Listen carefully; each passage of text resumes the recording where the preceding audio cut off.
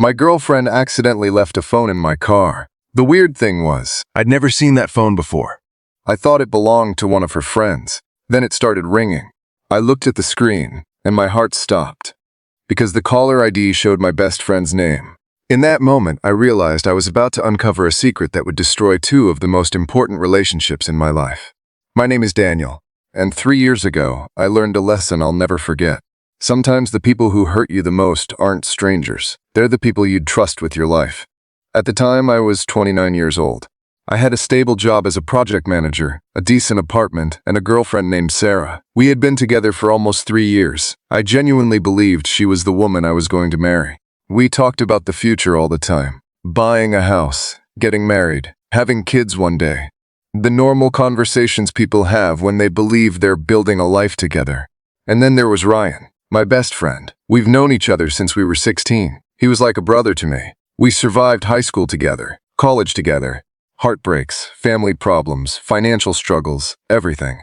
When my father passed away, Ryan was one of the first people who showed up at my door. When Sarah and I started dating, he was the first friend I introduced her to. I trusted both of them completely, which is probably why I never sought the signs. Looking back now, they were everywhere. But trust has a funny way of making you blind. The story began on an ordinary Tuesday morning. Sarah was running late for work. She rushed through breakfast while checking emails on her phone. I teased her for waking up late again. She laughed and threw a napkin at me. Everything felt normal. Nothing felt different. Nothing felt wrong. I drove her to work because her car was in the repair shop. When we arrived, she quickly grabbed her purse. "Love you," she said, before jumping out. "Love you too," I replied. Then she disappeared inside the building. I drove away without giving it another thought. About 15 minutes later, I stopped at a traffic light and noticed something on the passenger seat. A phone. At first, I assumed Sarah had forgotten hers. But when I picked it up, I immediately noticed something strange. This wasn't her phone. Different model, different case, different color. I turned it over a few times. Nothing looked familiar. I figured it belonged to a coworker. Maybe she was holding it for someone. Maybe someone accidentally left it in my car days earlier. I tossed it into the center console and continued driving. Then it started ringing. I still remember that exact moment. The ringtone echoed through the car. I reached over casually. Then I looked at the screen, and everything changed. The caller ID showed one name, Ryan, my best friend. For a second, I honestly thought I was reading it wrong. I blinked, looked again. Same name. Same contact photo. Same number. My stomach immediately tightened. The phone continued vibrating. I just stared at it, trying to understand what I was seeing. Why would Ryan be calling a phone I'd never seen before? The call stopped. Then a text notification appeared. "Call me when you're alone."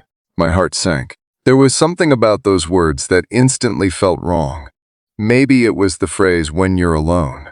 Maybe it was the fact that the phone clearly belonged to someone keeping it secret. Whatever it was, I suddenly felt sick. I pulled into a nearby parking lot and sat there staring at the screen, trying to think logically, trying to find a reasonable explanation.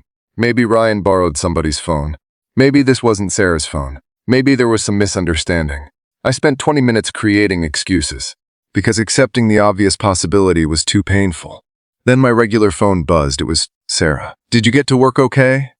I looked at her message. Then I looked at the mysterious phone and replied, "Yeah, by the way, did you leave anything in my car?" A few minutes later, she answered, "No. Why?" The moment I read that message, my chest tightened, because the phone was literally sitting beside me. If it belonged to a friend, she could have said that. If it belonged to a coworker, she could have said that. Instead, she pretended nothing had been left behind. That was the first lie. And once I noticed one lie, other things started coming back to me. Tiny memories, tiny details, moments I had ignored. Over the previous 6 months, Sarah had changed, not dramatically, just enough to notice. She became more protective of her phone. She started taking calls in another room. Sometimes she'd smile at a text message and quickly lock the screen when I walked by.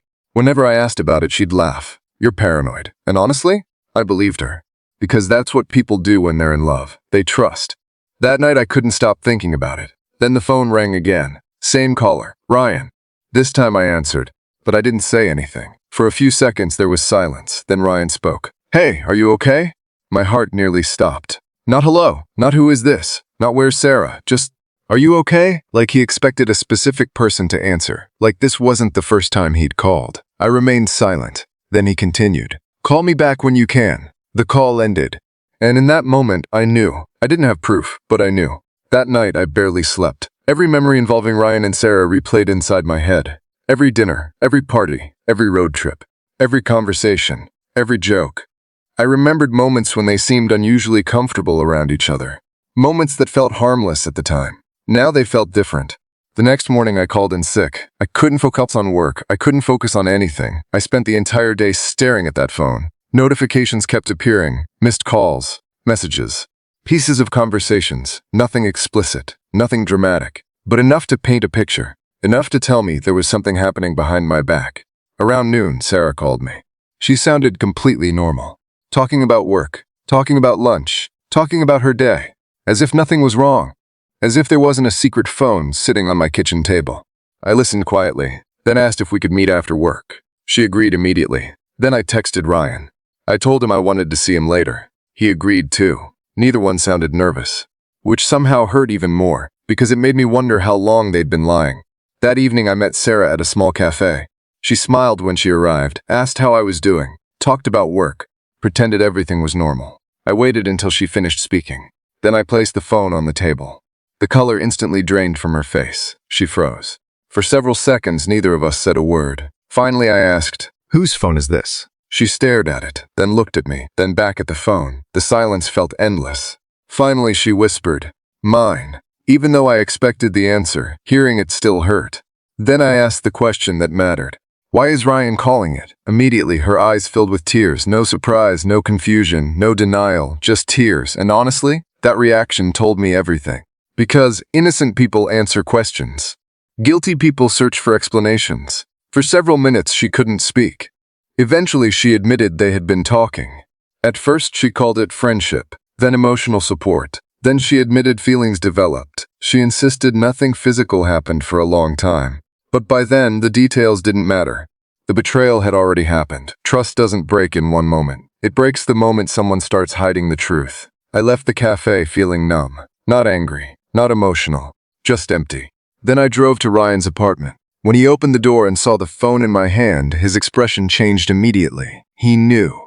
Without saying a word, he knew. For a few seconds, neither of us spoke. Then he quietly said, "I'm sorry." I wish those words helped. They didn't, because apologies don't erase choices. Eventually, he admitted everything. The secret conversations, the hidden phone, the lies, the emotional relationship, the months of deception. Every word felt like another knife. Not because I was learning something new, because I was hearing it from someone I considered family. When I finally left his apartment, I realized something. I wasn't losing two people that night. I had already lost them months earlier. I just didn't know it yet. The weeks that followed were brutal. I ended my relationship with Sarah. I ended my friendship with Ryan. And suddenly my life felt completely different. For months I struggled. I questioned everything. How long had it been happening? Who knew? Had they laughed about it behind my back? The questions never stopped. But eventually I learned something important. Answers rarely bring peace. Acceptance does. So, I focused on myself. I started going to the gym. Focused on work. Spent more time with family. Picked up hobbies I'd abandoned years earlier. Little by little, life improved. The pain didn't disappear overnight, but it became smaller, manageable. Then one day I realized something surprising. I hadn't thought about them all morning. Then all afternoon, then all week. And that's when I knew I was healing. About a year later, I received a text message, a number I hadn't seen in months. Sarah. The message simply said, "Can we talk?" I stared at the screen. Then another message arrived. "I owe you an apology." I never responded, not because I hated her, but because I had finally moved on. Some chapters don't need to be reopened. Some lessons don't need additional explanations.